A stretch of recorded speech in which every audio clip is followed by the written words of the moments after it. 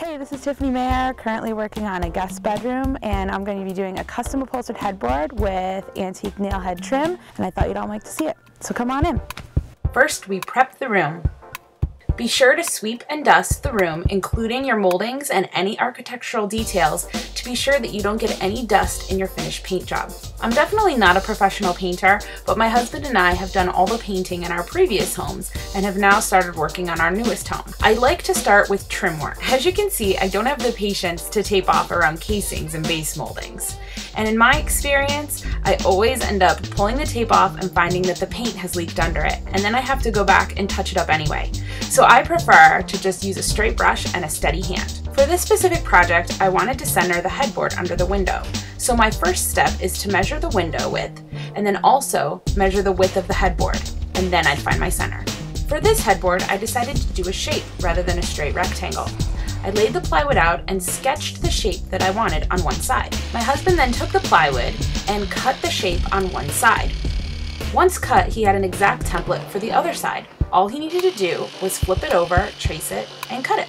Be sure to sand all your cut edges. You don't want to snag your fabric on the plywood when you're putting it all together.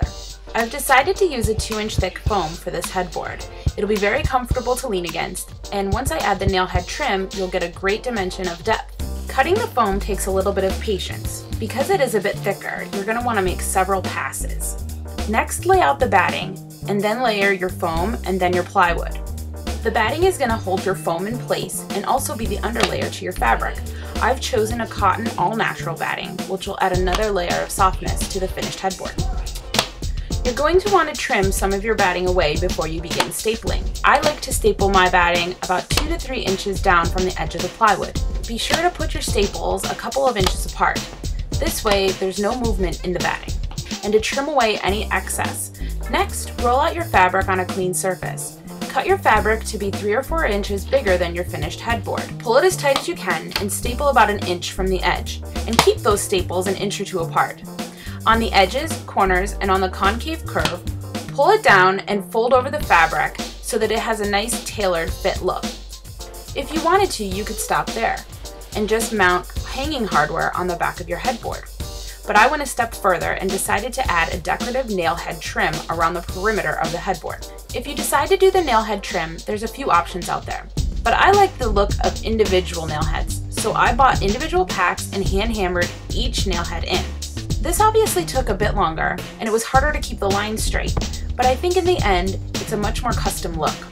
Here are a couple of tips when doing a nail head trim. First and foremost, patience is your greatest ally. Bring it with you. Individual nail head trim can be rough. This project was my first attempt at doing a nail head trim. I've seen it done in the past by professionals, and they make it look extremely easy.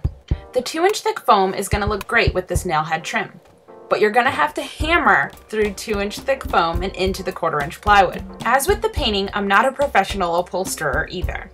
But here are a few tips that helped me when I started nailing the heads in. Keep the nail head perpendicular to the plywood. And yes, this sounds simple, but when you're trying to hammer through a 2-inch thick foam, the nail head can go askew. This will cause the nail head to break off and you'll have to pull the tip out with pliers. And how do I know this? Maybe because it happened to me about 1,000,000 times. Second, you're going to want to use a rubber mallet to hammer in your nail heads so that you don't damage them. And when hammering, make sure that you hit it straight down.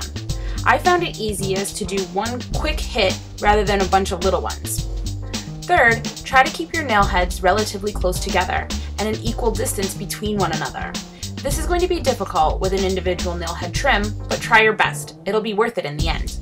Once completed, the nail head trim will give you a depth on your headboard that you didn't have prior.